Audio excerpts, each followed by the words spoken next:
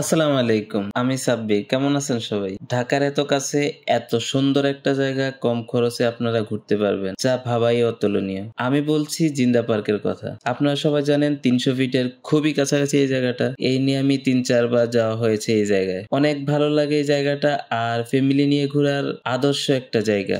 জিন্দা পার্কের প্রবেশ মূল্য ৳১৫০ যদিও আগে অনেক কম ছিল। বাচ্চাদের জন্য কোনো টাকা লাগবে না।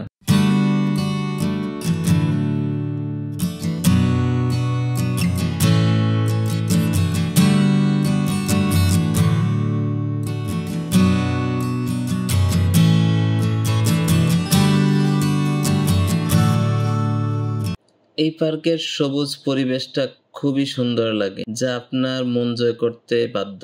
আর এখানে আপনার ফ্যামিলি নিয়ে ঘোরার জন্য আদর্শ একটা জায়গা। তার কারণ হচ্ছে এখানে খোলামেলা অনেকগুলো মাঠ রয়েছে, যা বাচ্চারা খেলাধুলা করে খুবই মজা পায়। এই জায়গাটাতে আমরা কিছু সুন্দর ছবি তুলে নিলাম আর কিছুক্ষণ ভালো সময় কাটালাম। তারপর চলে আসলাম আমরা লেকের পাড়ে।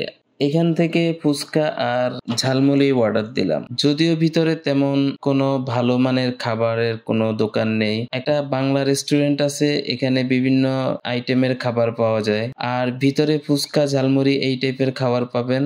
দেখেন এই ছেলেটা কত সুন্দর করে ঝালমুড়ি বিক্রি করতেছে। সে পরিবেশ সম্পর্কেও সচেতন আছে। আর একটুখানি বয়সে সে ঝালমুড়ি বিক্রি করে তার পড়াশোনাও করে এবং পরিবারের সাহায্য করে থাকে।